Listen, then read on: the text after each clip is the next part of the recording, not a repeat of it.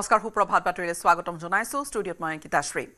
বিধানসভা দাখিল কৰা হ'ব তিৱাৰী আয়োগৰ প্ৰতিবেদন পূৰ্বে বিধানসভা দাখিল কৰিছিল এই প্ৰতিবেদন কিন্তু ৰাজহুৱা কৰা হোৱা নাছিল এই প্ৰতিবেদনখন বিধানসভা দাখিল হ'ব মেহতা আয়োগৰ প্ৰতিবেদনখনো আসুৰ দাবী মানি দাখিল কৰিব এই দুয়োখন প্ৰতিবেদন অসম মুক্তি যুঁজাৰু সন্মিলনৰ অহপৰখাৰ্থত গঠন কৰা হৈছিল মেহতা আয়োগ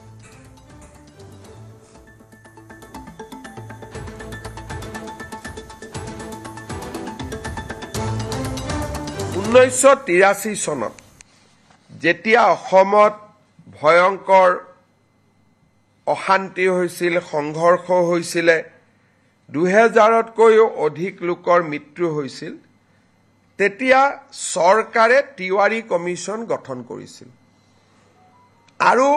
তিৱাৰী কমিছনৰ প্ৰতিবেদনখন মুখ্যমন্ত্ৰী প্ৰফুল্ল কুমাৰ মহন্তই যদিও সদনত পেশ কৰিছিল তাৰ কপি কাকো নিদিয়াকৈ ইস্যুটো শেষ কৰি থোৱা হৈছিল 25 তাৰিখে আমি সদনৰ সকলো বিধায়কক আমি তিৱাৰী কমিছনৰ ৰিপৰ্ট বিতৰণ কৰিম সদৌ অসম ছাত্ৰ সন্থাই আমাক কৈছিল যে তিৱাৰী কমিছনৰ ৰিপৰ্টটো আপোনালোকে দিয়ক তাত আমাৰ কোনো আপত্তি নাই কিন্তু সেই সময়ত আন্দোলনকাৰীসকলে তেওঁলোকৰ নিজস্ব প্ৰচেষ্টাত মেহতা কমিছন এখন গঠন কৰিছিল চৰকাৰে কৰিছিল তিৱাৰী কমিছন মুক্তি যুঁজাৰু সন্মিলনৰ দ্বাৰা মেহতা কমিছন কৰা হৈছিল আৰু এই মেহতা কমিছনৰ মেম্বাৰ আছিল Shri T U Mehta retired chief justice Himachal high court Ganesh Chandra Phukan আমাৰ ৰিটায়াৰ্ড আইএছ অফিচাৰ আৰু কটন কলেজৰ অধ্যক্ষ ৰাইহান শাহ চৰকাৰৰ পক্ষত বা চৰকাৰে কৰা আয়োগ আছিল তিৱাৰী কমিটি ছাত্ৰ সন্থা আৰু গণসংগ্ৰাম পৰিষদে নিৰ্মাণ কৰা আয়োগ আছিল মেহতা কমিটি যেহেতু আমি তিৱাৰী কমিছনখন সদনত আনিম আসুৰ অনুৰোধ আছিল যে মেহতা কমিছনখনো আনিব লাগে যাতে দুইটা ভিউ ৰাইজে পাব পাৰে আজি আমি এটা বহল অন্তৰলৈ অসমত কেতিয়াও হোৱা নাই ব্যক্তিগত বা সামাজিক পৰ্যায়ত গঠন কৰা আয়োগৰ প্ৰতিবেদন বিধানসভাত দাখিল কৰা আজিলৈকে কোনো ৰেকৰ্ড নাই কিন্তু পৰম্পৰা ভাঙি আমি জাষ্টিস মেহতা কমিটিৰ ৰিপৰ্ট যদিও ব্যক্তিগত বা সামাজিক পৰ্যায়ত হৈছিল চৰকাৰ কোনো বেচৰকাৰী তদন্ত এই বেচৰকাৰী তদন্তৰ প্ৰতিবেদনখনো আমি সদনত দাখিল কৰিম হৰিয়া মুখ্যমন্ত্ৰী গুৰুত্বপূৰ্ণ মন্তব্য ইফালে তিৱাৰী আয়োগৰ প্ৰতিবেদনক লৈ কংগ্ৰেছক কটাক্ষ কৰিলে মুখ্যমন্ত্ৰী গৰাকীয়ে প্ৰতিবেদনত বিজেপিৰ লাভ হ'ব পৰা একো কথা নাই কংগ্ৰেছে বিজেপিৰ কিবা লাভ হ'ব বুলি ভাবি আছে কংগ্ৰেছৰ বৰ্তমানৰ নেতৃত্ব বৰটুলুঙা কংগ্ৰেছৰ নেতাৰ মাজত পৰিপক্কতাৰ অভাৱ আছে বুলি ক'লে মুখ্যমন্ত্ৰী ডক্টৰ হিমন্ত বিশ্ব শৰ্মাই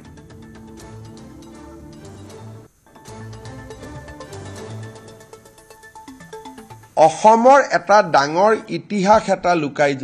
নোহোৱা হৈ যাব যদি আমি তিৱাৰী কমিছনৰ ৰিপৰ্টটো দেখা নাপাওঁ আৰু কংগ্ৰেছে ভাবিছে তাত কিবা প্ৰভোকেটিভ কথা আছে তাত বিজেপিৰ ৰাজনৈতিক লাভ হ'ব তাত বিজেপিৰ ৰাজনৈতিক লাভ হ'ব পৰা এটা শব্দও নাই খালি অসমৰ বুৰঞ্জীৰ ডাঙৰ ইতিহাস এটা নোহোৱা হৈ যাব যদি তিৱাৰী কমিছনৰ ৰিপৰ্টটো ৰাইজৰ সন্মুখত নাথাকে গতিকে ই এটা একাডেমিক এক্সাৰসাইজ কংগ্ৰেছে ভাবিছে তাত কিবা তেওঁলোকৰ বিৰুদ্ধে কথা আছে কাৰণ কংগ্ৰেছৰ বৰ্তমান নেতৃত্বটো খুব তুলুঙা আৰু তেওঁলোকৰ মই ক'ব গ'লে মেচিউৰিটিৰ অভাৱ কাৰণ এখন তেওঁলোকৰ চৰকাৰে গঠন কৰা তদন্ত আয়োগ প্ৰধানমন্ত্ৰী ইন্দিৰা গান্ধীয়ে গঠন কৰা তদন্ত আয়োগ ইন্দিৰা গান্ধীয়ে গঠন কৰা তদন্ত আয়োগৰ প্ৰতিবেদন এখন প্ৰকাশ কৰিব নালাগে বুলি কংগ্ৰেছে কেনেকৈ ক'ব পাৰে আৰু বিৰোধী দলপতি দেৱব্ৰত শইকীয়াৰ দেউতাকে এই কমিটিখন পৰিচালনা কৰিছিল তেওঁৰ মুখ্যমন্ত্ৰীৰ দিনত তাৰমানে এই কংগ্ৰেছ পাৰ্টিটোৰ মেচিউৰিটি নাই বৰ্তমানৰ যেটো কংগ্ৰেছ পাৰ্টি চলি আছে তুলুঙা একেবাৰে মানে পলিটিক্যাল মেচিউৰিটি নোহোৱা পাৰ্টি এটা তেওঁলোকৰ কামটো আমি কৰিছো আৰু আমি কিমান ওপেন কালি আমাক আসুৱে কৈছে আৰু ৰিপৰ্টত আসুৰ ওপৰতহে কিছুমান নিগেটিভ আছে কালি আছুৱে মোক কৈছে যে নহয় আমি জানো আমাৰ ওপৰত নিগেটিভ আছে কিন্তু তথাপিতো এইখনো সদনত আহক কাৰণ আন্দোলনৰ ইতিহাসৰ ই এটা অংশ আজি নেলিক লৈ বহুতে কিবা কিবি কৈ থাকে তাতে পঢ়িলে বুজি পাব অকল নেলি আহা নাই তাত গহপুৰ আহিছে সমৰীয়া আহিছে শিলাপথাৰ আহিছে গতিকে এই ৰিপৰ্টখন পঢ়িলে নতুন প্ৰজন্মই বহুত কথা জানিব পাৰিব অসম আন্দোলন কিয় হৈছিল কিয় হবলগীয়া হল আৰু সেই সময়তে তিৱাৰী কমিছনে সাংবিধানিক ৰক্ষা কবচ ৰিকমেণ্ড কৰি গৈছিল ইন 1983 গতিকে এইবিলাক জনা ভাল আজি আমি যি কৈ আছো আৰু চাহ শ্ৰমিকৰ ভূমি প্ৰদান সন্দৰ্ভতো এটা বৃহৎ ঘোষণা কৰিছে মুখ্যমন্ত্ৰীয়ে সিলিং আইনৰ অধীনৰ লেবাৰ লাইনৰ মাটি চৰকাৰী হ'ব 2,18,553 বিঘা ভূমি চৰকাৰী কৰি শ্ৰমিকক দিয়া হ'ব 25 নৱেম্বৰত বিধানসভাত উত্থাপিত হ'ব বিধেয়ক আৰু 20 বছৰলৈ বিক্ৰী কৰিব নোৱাৰিব কিন্তু এই ভূমি আজি আমাৰ কেবিনেটত আমি বহু দিনৰ পৰা আলোচনা কৰি আছিলো যে চাহ বাগিচাৰ শ্ৰমিকসকলৰ লাইনৰ মাটি আমি মালিকৰ পৰা সিলিং এক্টত লৈ আমি শ্ৰমিকসকলৰ মাজত বিতৰণ কৰি আজি কেবিনেটে অনুমোদন জনাই যে অসমৰ চাহ বাগিচাৰ লেবাৰ লাইনৰ মাটি সিলিং আইনৰ অধীনত আমি চৰকাৰীকৰণ কৰিম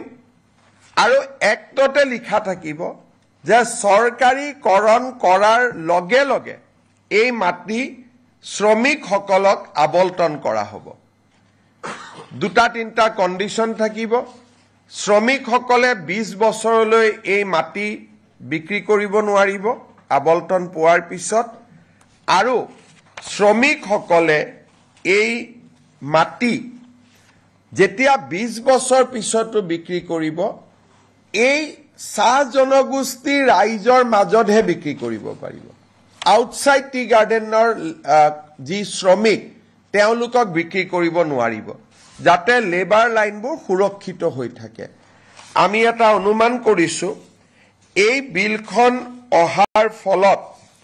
2,18,553 বিঘা মাটি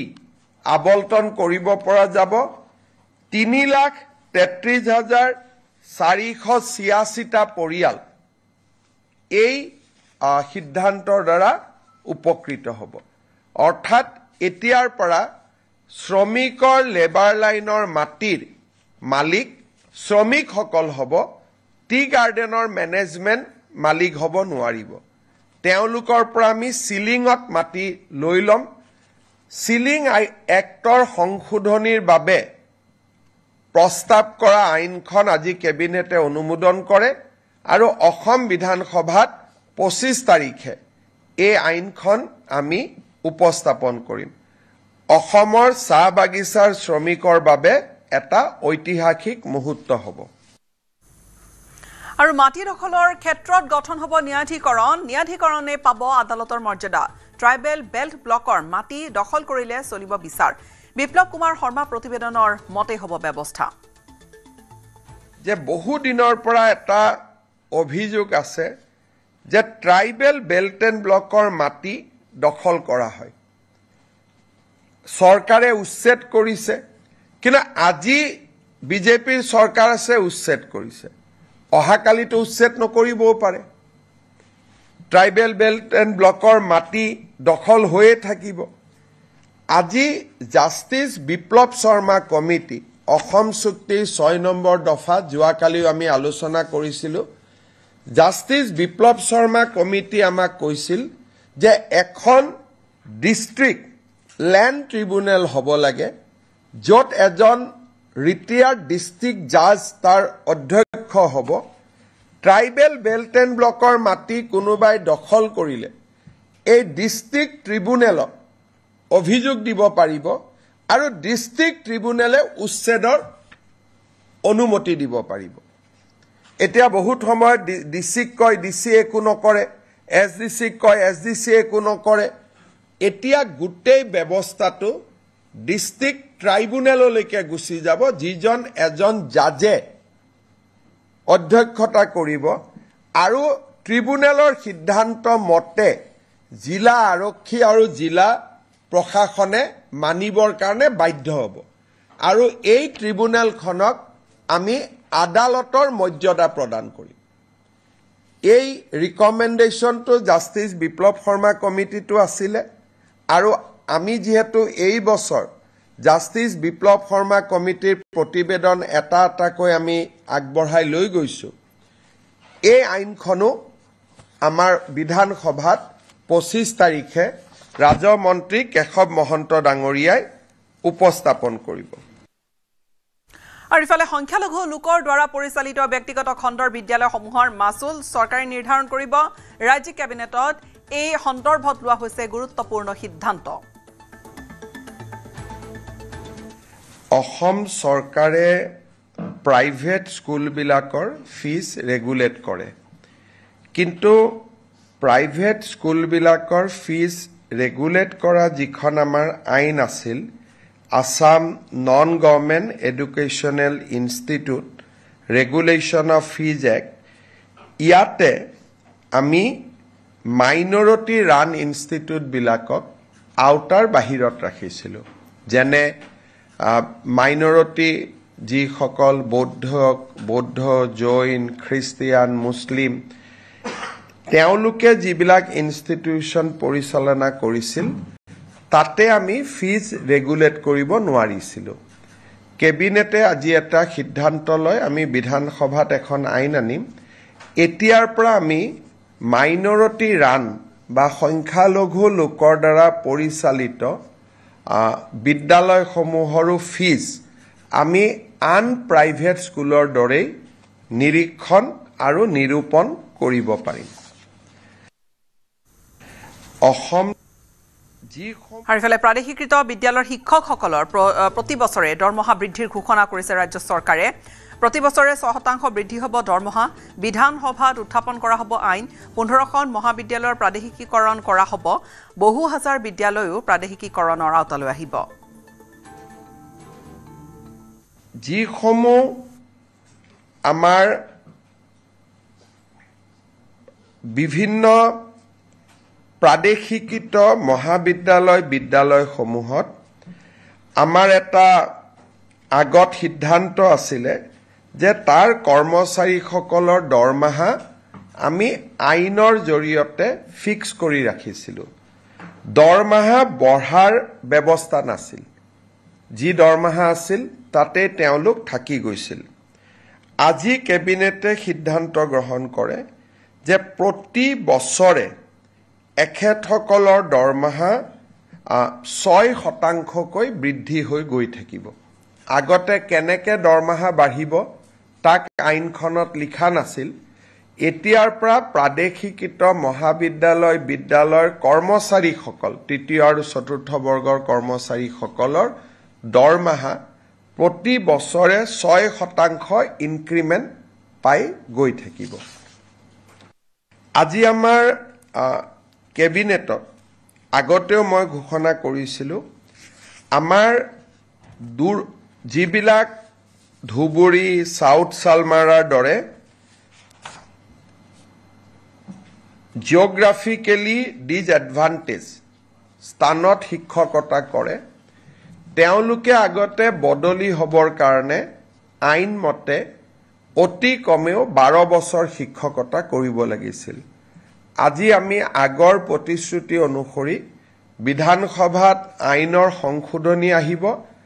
এতিয়া ছোৱালী বা মহিলা শিক্ষয়িত্ৰীয়ে 5 বছৰ কাম কৰিলেই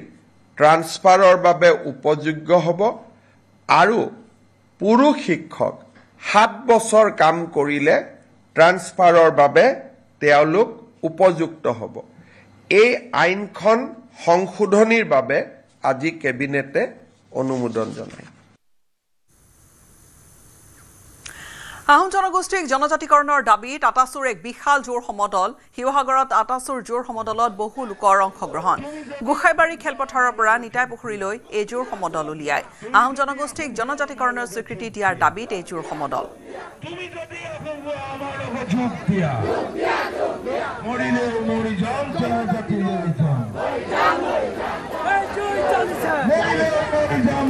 আমি চৰকাৰ প্ৰশাসনক ইয়াৰ পৰা নিতাইৰ পৰা এটা আমি আপোনালোকে দাবী জনাব বিচাৰিছো যে আহোমক যি জনজাতিকৰণ আপোনালোকে ২৬ৰ বিধানসভাৰ আগতে আপোনালোকে আমাক যি জনজাতিকৰণ প্ৰাপ্য অধিকাৰ আপোনালোকে আমাক দি দিয়ক নতুবা এই আপোনালোকে কি দেখিছে তাতকৈ আমি জংগী আন্দোলন কৰিবলৈ আমি বাধ্য হ'ম ২৫ নৱেম্বৰ যিখন প্ৰতিবেদন সেই প্ৰতিবেদনখন সম্পূৰ্ণৰূপে টাই আহোম জনগোষ্ঠীৰ জনজাতিৰ মৰ্যাদা পাব পৰাকৈ তেওঁলোকে প্ৰস্তুত কৰক আৰু লোকসভাৰ যি অধিৱেশন আছে এই অধিৱেশনত তেওঁলোকে আমাক জনজাতি মৰ্যাদা প্ৰদান কৰিব পৰাকৈ বাস্তৱসন্মত তেওঁলোকে পদক্ষেপ গ্ৰহণ কৰক অন্যথা ২০২৬ৰ যি বিধানসভা নিৰ্বাচন আছে এই নিৰ্বাচনত এই চৰকাৰখনক উঠুৱাই দিবলৈ ৪৫ লাখ আহোম মানুহে ইতিমধ্যে প্ৰতিশ্ৰুতিবদ্ধ হৈছে আহোম জনগোষ্ঠীক ৬ জনগোষ্ঠীৰ জনজাতিকৰণৰ মৰ্যাদা প্ৰদানৰ দাবীৰে শিৱসাগৰৰ দেওবাৰৰ পৰা আহোম সেনাৰ এই ধৰ্মঘট কাৰ্যসূচী জনজাতিকৰণৰ দাবীত ৭২ ঘণ্টীয়া অৱস্থান ধৰ্মঘট কাৰ্যসূচী হাতত লৈছে সংগঠনটোৱে আহোম সেনাৰ শতাধিক কৰ্মী তথা বিষয়ববীয়াই হাতে হাতে পোষ্টাৰ প্লেকাৰ্ড লৈ জনজাতিকৰণৰ নামত প্ৰতাৰণা বন্ধ কৰিবলৈ দাবী তোলে দেওবাৰৰ পৰা আৰম্ভ কৰিছে এই ধৰ্মঘট ২৫ নৱেম্বৰলৈকে থাকিব অব্যাহত ২৫ নৱেম্বৰত চৰকাৰে সঠিক সিদ্ধান্ত নল'লে জংগী প্ৰতিবাদী কাৰ্যসূচী লোৱাৰো হুংকাৰ দিছে সকীয়াই দিছে আহোম সেনাই টাই আহোম সহ অসমৰ ৬ জনগোষ্ঠীক জনজাতিকৰণৰ দাবীত শিৱসাগৰৰ দলমুখ চাৰিআলিত আহোম সেনাই কালি তথা ২৩ নৱেম্বৰৰ পৰা তেওঁলোকে অৱস্থান ধৰ্মঘট কাৰ্যসূচী ৰূপায়ণ কৰিছে মই দেখুৱাইছো ৭২ ঘণ্টীয়া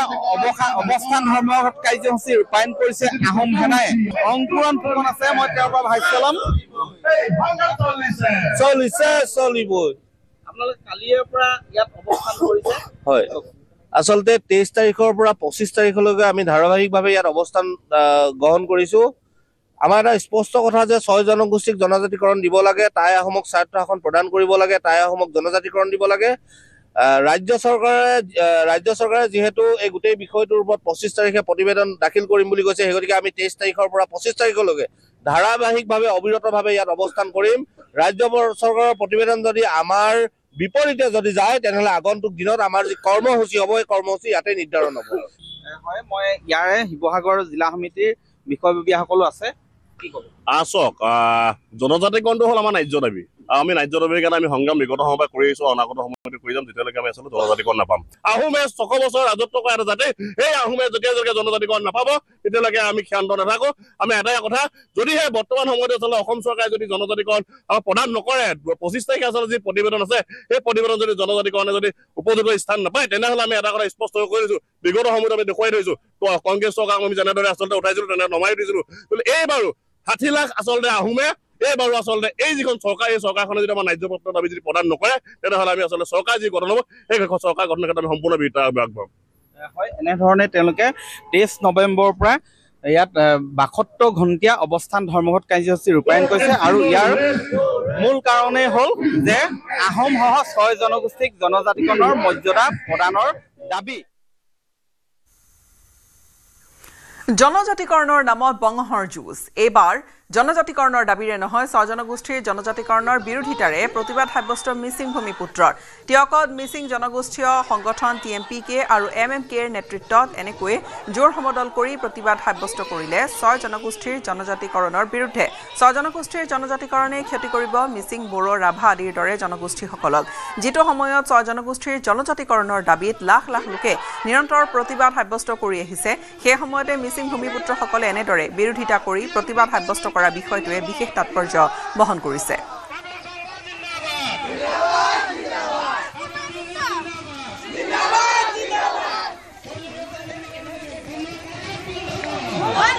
জনজাতিসকলৰ ক্ষতিপূৰণ নোহোৱাকৈ যাতে ২৫ নৱেম্বৰত যদিও বা চাব কমিটিয়ে দাখিল কৰে তাৰ কাৰণে আমি আজি জোৰ সমদলৰ যোগেদি পুনৰবাৰ অসম চৰকাৰক আমি আহ্বান জনাব বিচাৰিছোঁ মানে অসম চৰকাৰে যি বুজা আমালৈ জাপি দিবলৈ বিচাৰিছে সেইটো আমি কোনো কাৰণত নালাগে যিহেতু ST হিচাপে আমি আছো ST হিচাপে থাকিম ৬ জনগোষ্ঠী জনজাতিকৰণ আমাক কোনো কাৰণত নালাগে আমি বিৰোধিতা কৰিম কৰি যাম আমি কৰি থাকিমেই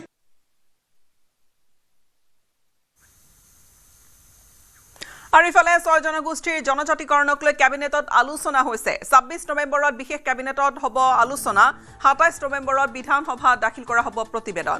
জনজাতিৰ স্বীকৃতিৰ দাবীৰে হোৱা প্ৰতিবাদৰ সময়তে এই ঘোষণা কৰিছে মুখ্যমন্ত্ৰী ডক্টৰ হিমন্ত বিশ্ব শৰ্মাই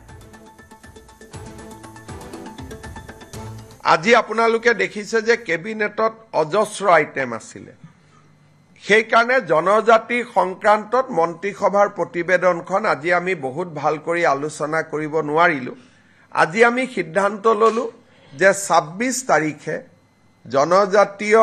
6 জনগোষ্ঠীৰ জনজাতীয়কৰণৰ সম্পৰ্কৰ প্ৰতিবেদনখন 26 তাৰিখে এখন বিশেষ কেবিনেটত আলোচনা হ'ব আৰু 27 তাৰিখে আমি ইয়াক বিধানসভাত উপস্থাপন কৰিম 25 তাৰিখে উপস্থাপন কৰিম বুলি মই কৈছিলো কিন্তু বহুত কাগজ পত্ৰ আইনৰ হেছাৰ বাবে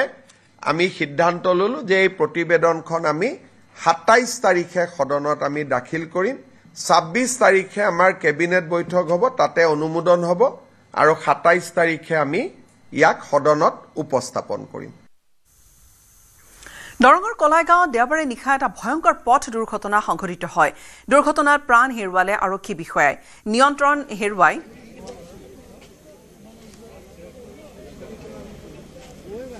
বিদ্যুতৰ খুঁটাত প্ৰচণ্ড খুন্দা বলেৰো বাহনৰ দুৰ্ঘটনাত প্ৰাণ গ'ল দুলুমণি মেধি নামৰ এগৰাকী আৰক্ষী বিষয়াৰ সংকটজনক অৱস্থাত দুলুমণি মেধিক ভৰ্তি কৰোৱা হৈছিল মঙ্গলদৈ সামৰিক চিকিৎসালয়ত এজন দক্ষ আৰক্ষী বিষয়াৰ লগতে এগৰাকী ভাল খেলুৱৈ আছিল মেধি আৰু উদালগুৰিৰ পৰা মঙ্গলদৈ আৰেঙৰ নিজ ঘৰলৈ গৈ আছিল তেওঁ উদালগুৰিৰ আৰক্ষী চাউনি প্ৰায় 2 বছৰ কৰ্মৰত হৈ আছিল মেধি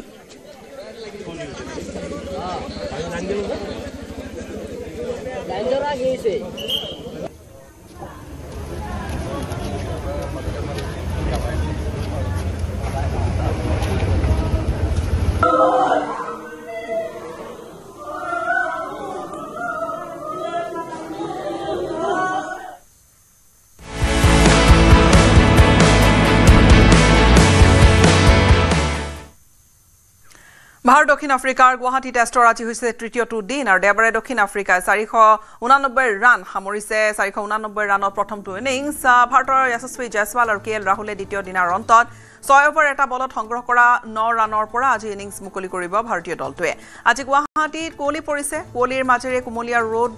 আৰু আজি তৃতীয় দিনৰ পুৱা 9 বজাৰ লগে লগে খেল আৰম্ভ হ'ব পুৱা 7:10 দৰ্শকৰ বাবে ষ্টেডিয়ামৰ দুৱাৰ মুকলি কৰি দিয়া হয় আৰু ইতিমধ্যে খেল চাবলৈ ষ্টেডিয়ামলৈ দৰ্শকৰ খুব দেখা গৈছে আজি ভাৰতীয় দলৰ বেটিং চাবলৈ স্থানীয় দৰ্শক বেছি হোৱাৰ সম্ভাৱনাই অধিক লাচিত দিৱসৰ চৰকাৰী বন্ধই দৰ্শক বৃদ্ধি কৰাৰো সম্ভাৱনা আছে আৰু বঢ়াই তুলিছে যে দৰ্শক আজি বাঢ়িব অৱশ্যে কেৱল ঘৰুৱা দৰ্শকেই নহয় খেল চাবলৈ বিদেশী বহু দৰ্শকেও বৰছাপাৰাত ভিৰ কৰা পৰিলক্ষিত হৈছে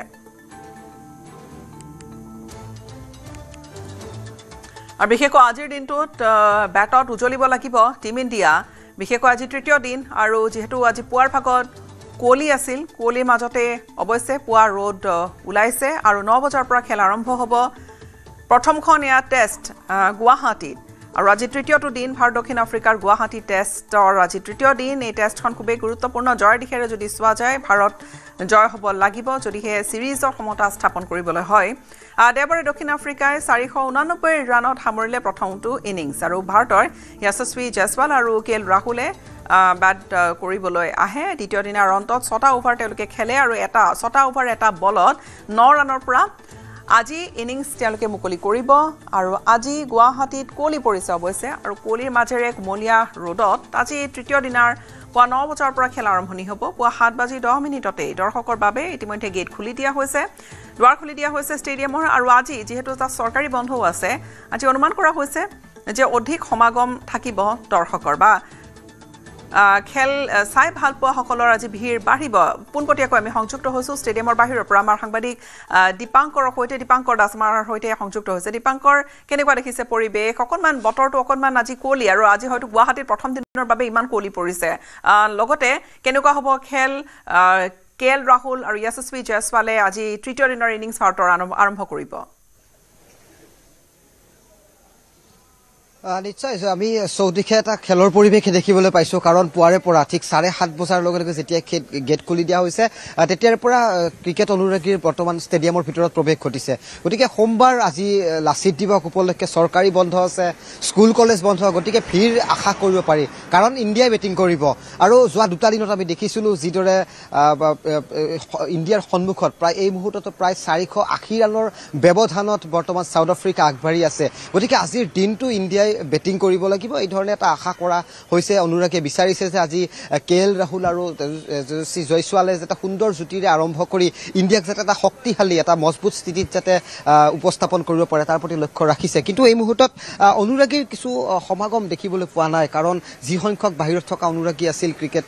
ভালপোৱা ব্যক্তি বা টিকট কাটি খেল চাম বুলি আগবাঢ়ি আহিছিল তেওঁলোকৰ একাংশ বৰ্তমান ভিতৰত প্ৰৱেশ কৰিছে কিন্তু বাহিৰত এই মুহূৰ্তত কিছু হেমেকা পৰিস্থিতি আমি দেখিবলৈ সক্ষম হৈছো কিন্তু কোহলিৰ কথাটো আপুনি উল্লেখ কৰিছে সেই কথাষাৰে মই দোহাৰিব বিচাৰিছো যে যোৱাকালি যেহেতু আমি ৰ'দ দেখিছিলো কিন্তু ৰ'দ দিয়াৰ পিছতো কিন্তু ঠিক 9:10 খেল আৰম্ভ হৈছিল কিন্তু আজি কোহলিৰ আস্থানাত বৰ্তমানো দেখিবলৈ পোৱা গৈছে ভিতৰত হয়তো আউটফিল্ড বা ইনফিল্ড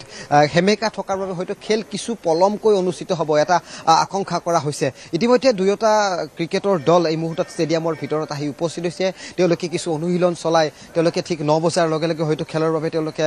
সাজু হ'ব কিন্তু আম্পায়াৰৰ নিৰ্দেশ মৰ্মে হয়তো খেল কিছু পলমকৈ হ'লেও হয়তো অনুষ্ঠিত হোৱাৰ এটা ইংগিত আমি বাহিৰত থাকি আমি খবৰ লাভ কৰিছো কিন্তু কম আমি আন ষ্টেডিয়ামৰ সমূহৰ তুলনাত কিন্তু যদি আমি চাওঁ তেতিয়াহ'লে গুৱাহাটীত অনুষ্ঠিত হোৱা প্ৰথমখন টেষ্ট মেচত প্ৰথম দিনৰ খেল 81 অভাৰ অনুষ্ঠিত হৈছিল যোৱাকালি যদি আমি চাওঁ 90 অভাৰৰ পৰিৱৰ্তে মাত্ৰ 78 অভাৰৰ খেল আমি দেখিবলৈ পাইছিলো এই 78 অভাৰৰ ভিতৰত মুঠ যি 69 অভাৰ সাউথ আফ্ৰিকাই খেলিছিল ঠিক একেদৰে 9 অভাৰৰ ব্যৱধানত মাত্ৰ 9 ৰানত 6 অভাৰৰ ব্যৱধানত মাত্ৰ 9 ৰানে সংগ্ৰহ কৰিবলৈ সক্ষম হৈছিল টিম ইণ্ডিয়াই কিন্তু এই সিকিউৰিটি ব্যৱস্থাটো খুব সুন্দৰ আমি দেখিছো এই মুহূৰ্তত যে আৰক্ষীয়ে গিজগিজাই থকা এটা পৰিৱেশ যি বৰ্ষাপাৰাৰ যি মূল পথ আছে লাল গণেশৰ যিটো পথ আছে এই পথৰ পৰা ভিতৰলৈকে কেইবাখনো গেটৰে বৰ্তমান অনুৰাগী বা ক্ৰিকেটৰ টিকট কাটি খেল চাম বুলি আগবাঢ়ি অহা লোকসকলক বৰ্তমান প্ৰৱেশ কৰিবলৈ দিয়া হৈছে গতিকে টাইট সিকিউৰিটি ব্যৱস্থা আৰু ভিতৰত দুটা দল আৰু হয়তো এনেকুৱা হ'ব পাৰে যে যেহেতু পুৱাৰ ভাগত আজি ভালকৈ হিট নমালে গুৱাহাটীত হিট নামিছে আজি সেইটো কথাও আমি ক'ব লাগিব তেনে পৰিপ্ৰেক্ষিতত হয়তো অকণমান পলমকৈও হয়তো দৰ্শকৰ প্ৰৱেশ ঘটিব পাৰে আমি কালিৰ দিনটোতে দেখিছিলোঁ যে 9 বজাত আমি দীঘলীয়া শাৰী দেখিছিলোঁ আৰু সেইটো আজি কিয়নো আজি ভাৰতৰ বেটিং চাব পাৰিব আৰু টিম ইণ্ডিয়াৰ আজি প্ৰদৰ্শন আজিৰ দিনটোত আকৰ্ষণীয় হ'ব বুলি সকলোৱে সেয়া এটা মনত আশা কৰিয়ে আহিব নিশ্চয় আমি যোৱাকালি গুৱাহাটীৰ বতৰ খুব পুৱাতে দেখিছিলোঁ ৰ'দ ওলাইছে আৰু তাৰ লগে লগে মানুহ ওলাই আহিছিলে দেওবাৰ আছিল কিন্তু আজি সোমবাৰ কিন্তু তাৰ লগে লগে এটা ভাল কথা যে আজি স্কুল কলেজ বন্ধ অফিচ কছাৰী বন্ধ গতিকে মানুহ আহিব আশা কৰা হৈছে কাৰণ এছিয়ে দাবী কৰিছে প্ৰায় 33,000তকৈ অধিক টিকট ইতিমধ্যে সোল্ড আউট হৈছে গতিকে সেই খবৰৰ ভিত্তিত আমি ক'ব পাৰোঁ যে যিহেতু টেষ্ট মেচ 3টা সেশন থাকিব সেই সেশনৰ ভিতৰত হয়তো দৰ্শক নিশ্চয় আগবাঢ়ি আহিব খেলখন চাব কাৰণ ইণ্ডিয়াই বেটিং কৰিব আৰু পূৰ্বতে কৈছোঁ যে শুভমন গিল বা আনফালে তেজস্বী জয়সৱাল দুইগৰাকী দুৰ্দান্ত ফৰ্মত আছে আমি পূৰ্বৰ খেলসমূহত দেখিছিলোঁ কিন্তু শেহতীয়াকৈ ইডেন গাৰ্ডেনত যি ভাৰতে যি শোচনীয় পৰাজয়ৰ মুখামুখি হৈছিল তাৰপিছত বিভিন্নজনৰ সমালোচনাৰ মুখামুখি হৈছিল বিশেষকৈ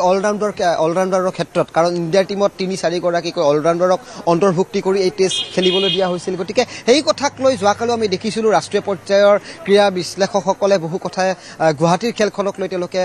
সমালোচনা কৰা দেখিবলৈ পোৱা গৈছিল কাৰণ প্ৰথম দিনত 6টা উইকেট হেৰুৱাই যিদৰে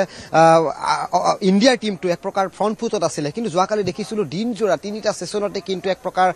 ইণ্ডিয়াৰ দলে বেকফুটত আহিবলগীয়া এক প্ৰকাৰ বাধ্য হৈছিল কাৰণ এক প্ৰকাৰ পাহাৰ কৰিবলৈ সক্ষম হ'ল কালিৰ দিনটোতো বা সামগ্ৰিক ৰূপে যদি চোৱা যে দুটা ইনিংছত দক্ষিণ আফ্ৰিকা এতিয়া ভাৰতৰ সন্মুখত সেই এটা থাকিব কথা প্ৰদৰ্শন আজি বেটেৰে উজলিব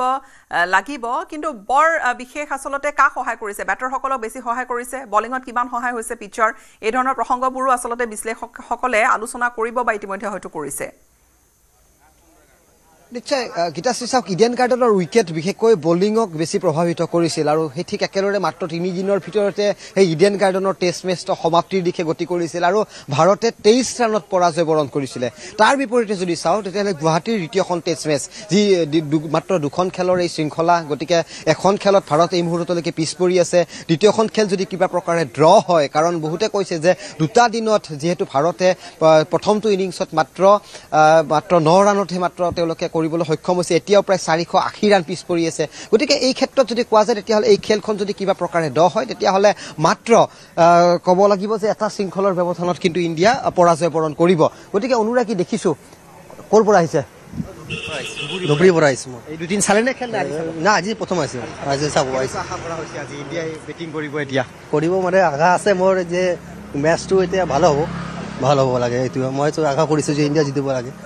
ইণ্ডিয়া জিকিব আগতীয়াকৈ ইণ্ডিয়া জিকিবলৈ এটা খুব শক্তিশালী ৰূপত তেওঁলোকে ষ্টেণ্ড দিব লাগিব গতিকে সেয়াই আশা কৰিছে অনুৰাগীসকলে কৈছে যে ইণ্ডিয়া জিকিব আৰু প্ৰায় অনুৰাগীসকল ইতিমধ্যে আগবাঢ়ি অহা দেখিবলৈ পাইছোঁ সময় যথেষ্ট আছে ঠিক 9 বজাৰ লগে লগে খেল আৰম্ভ হোৱাৰ কথা আছে যদিও বৰ্তমানো কিন্তু গুৱাহাটীৰ আকাশ এই মুহূৰ্ততো কিন্তু কুঁৱলীৰ আচ্ছাদনেৰে এক প্ৰকাৰ ভৰি পৰিছে গতিকে ক'ব পৰা নহয় নিশ্চিতভাৱে কাৰণ আমি দীৰ্ঘ সময় চাওঁ যে যিসমূহ আমি চেন্নাস্বামী ষ্টেডিয়াম বা ফিৰোজা কোটলা ঠিক একেদৰে বাংগালুৰু ষ্টেডিয়াম ইডেন গাৰ্ডেন আৰু এই ধৰণৰ খেলত যেতিয়া টেষ্ট মেচ থাকে তেতিয়া যদি এই কুঁৱলীৰ ধৰণৰ যদি বতৰৰ এটা প্ৰভাৱিত এটা পৰা যদি আমি দেখিবলৈ পাওঁ তেতিয়াহ'লে নিশ্চয় খেল কিছু পলমকৈ অনুষ্ঠিত হয় কিন্তু তাৰ বিপৰীতে যদি চাওঁ প্ৰথম দিনা 81 অভাৰ দ্বিতীয় দিনা 90 অভাৰৰ পৰিৱৰ্তে মাত্ৰ 78 অভাৰ আৰু আজি কিমান অভাৰৰ খেল হয় যদি খেল পলমকৈ অনুষ্ঠিত হয় তেতিয়াহ'লে গুৱাহাটীত 80 অভাৰ যদি এভাৰেজ আমি ধৰি লওঁ তেতিয়াহ'লে আজিৰ দিনটোত সৰ্বমুঠ হয়তো 75ৰ পৰা 78 এই ধৰণৰ 75 অভাৰৰ হয়তো খেল হ'ব পাৰে গতিকে তাক লৈ নিশ্চিতভাৱে ক'ব পাৰোঁ আজি দীৰ্ঘ সময় যদি ইণ্ডিয়াই বেটিং কৰি এটা এই 480 ৰানৰ যদি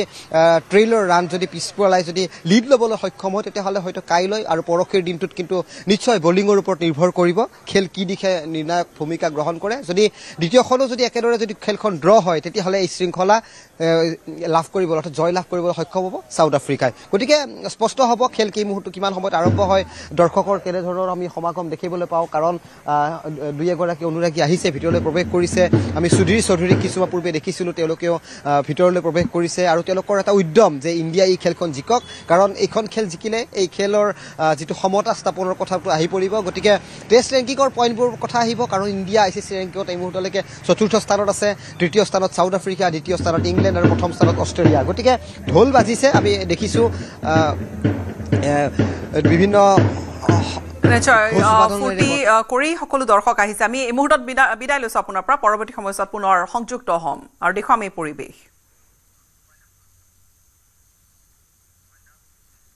ইয়াৰ সৈতে বিদায় ল'ম নমস্কাৰ